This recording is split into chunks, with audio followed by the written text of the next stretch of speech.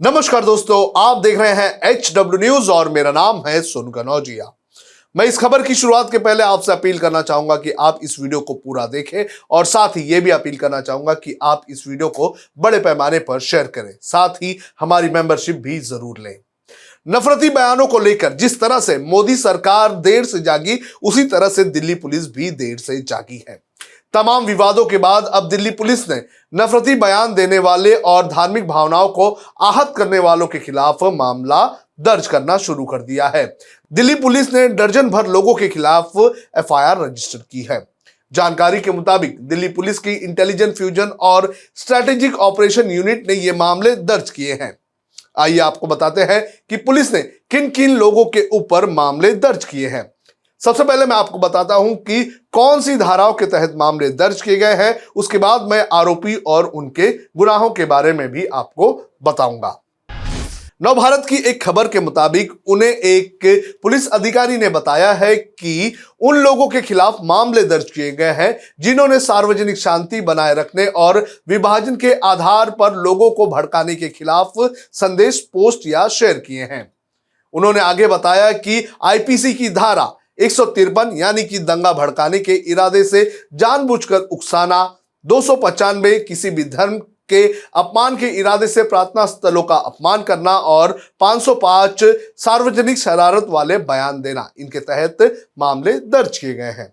अब मैं आपको बताता हूं कि आरोपियों के नाम क्या है और उनके ऊपर आरोप क्या क्या लगे हैं।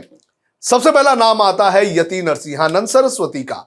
इन्होंने नुपुर शर्मा के समर्थन में एक वीडियो जारी किया था और कहा था कि वो 17 जून को इस्लामिक ग्रंथों के साथ दिल्ली के जामा मस्जिद जाएंगे और ये बताएंगे कि जो कुछ नुपुर शर्मा ने कहा है वो पहले ही इस्लामिक ग्रंथों में लिखा हुआ है। यदि नरसिंहानंद सरस्वती की अगर बात करें तो ये वही शख्स हैं जो लगातार भड़काऊ भाषण देते आए हैं। उनका एक पूरा का पूरा इतिहास रहा है भड़काऊ भाषण देने को लेकर। फिर चाहे दिल्ली हो या फिर हरिद्वार, इन्होंने हर जगह भड़काऊ भाषण देने का काम किया है। गौर करने वाली बात यह है कि यति नरसिंहानंद सरस्वती भड़काऊ भाषण देने के मामले में जमानत पर बाहर आए हैं। कोर्ट ने उन्हें इस शर्त पर जमानत दी है कि वो ना तो कोई भड़काऊ भाषण देंगे और ना ही कुछ ऐसा करेंगे जिससे लोगों की भावनाएं आहत हो। फिर भी यति नरसिंहानंद सरस्वती बिना डरे कोर्ट की जो शर्तें हैं उनका उल्लंघन करते हुए नजर आ रहे हैं और आते रहे हैं। इस लिस्ट में दूसरा नाम आता है हिंदू महासभा की पूजा शकुन पांडे का। पूजा शकुन पांडे भी भड़काऊ भाषणों के लिए जानी जाती हैं। हाल ही में पांडे ने राष्ट्रपति रामनाथ कोविंद को 5 जून में एक खत लिखकर जुम्मे की नमाज को हिंदू विरोधी बताते हुए इनके खिलाफ कार्रवाई करने की मांग की थी। बड़ी ही अजीब मांग उनकी थी। पूजा शकुन पांडे की अगर बात करें तो ये वही नेता है जो महात्मा गांधी का जिन्होंने अपमान किया था और नथुराम गोडसे का गुण गाया था। अगला नाम आता है मौलाना मुफ्ती नदीम का। इनके खिलाफ भी मामला दर्ज किया गया है। ये वही शख्स है जिसका एक बेहद भड़काऊ भाषण सोशल मीडिया पर वायरल हो रहा है। नदीम राजस्थान का रहने वाला है और वायरल वीडियो में वो कहता हुआ नजर आ रहा है कि अगर उसके धर्म के खिलाफ कोई बोलेगा तो उसकी जबान काट ली जाएगी, आंख दिखाएगा तो आंख फोड़ दी जाएगी और उंगली दिखाएगा तो उंगली काट दी जाएगी। तो इस तरह से नदीम ने भी भड़काऊ भाषण दिए हैं। हम नदीम के इस बयान की कड़ी निंदा करते हैं। अगला नाम आता है पत्रकार सबा नकवी का। इनके ऊपर शिवलिंग का अपमान करने के तहत मामला दर्ज किया गया है। ज्ञानव्यापी में जब शिवलिंग मिलने का दावा किया गया था तो उस वक्त सोशल मीडिया पर कई लोगों ने शिवलिंग जैसी दिखने वाली चीजों की तस्वीर शेयर करते हुए मजाक उड़ाया था। सबा नकवी ने भाभा एटॉमिक रिसर्च सेंटर की एक तस्वीर शेयर करते हुए कहा था कि व्हाट्सएप पर इसे बड़े पैमाने पर शेयर किया जा रहा है। अगला नाम आता है AIMIM के मुखिया असदुद्दीन ओवैसी का। इनके ऊपर भी भड़काऊ भाषण देने का मामला दर्ज किया गया है।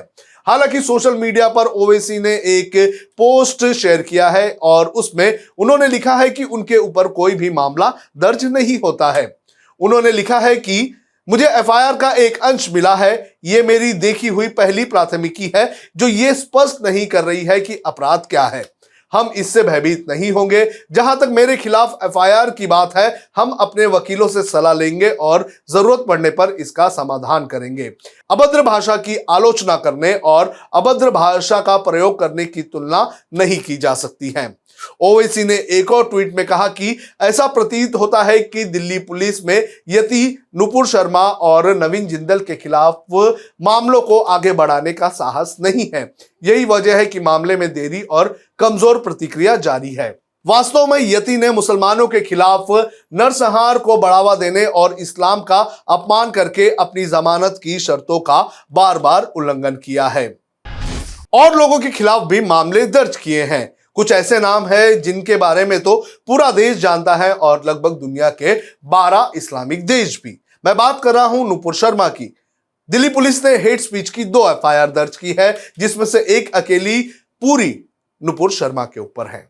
दूसरी एफआईआर में पीस पार्टी के सादब चौहान, अब्दुल रहमान, गुलजार अंसारी, अनिल कुमार मीना और नवीन जिंदल के नाम शामिल है। इसके अलावा मैंने जो और नाम बताए जिसके अंदर असदुद्दीन ओवैसी, यति नरसिंहानंद, ये नाम भी इस दूसरी एफआईआर में शामिल हैं।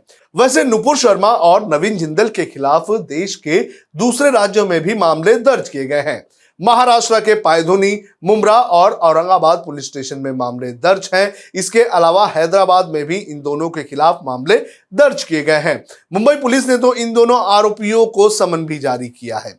देखना जरूरी है कि नुपुर शर्मा पर पहली कार्रवाई कौन करता है, क्योंकि मामले अब दिल्ली के अलावा और भी कई जगह रजिस्टर्ड हैं। पहले मामले दर्ज हुए हैं महाराष्ट्र में, तो क्या महाराष्ट्र को पहला मौका मिलेगा नुपुर शर्मा का जवाब दर्ज करवाने का? यह भी देखना जरूरी है। आपको क्या लगता है? आप कमेंट करके हमें बता सकते हैं।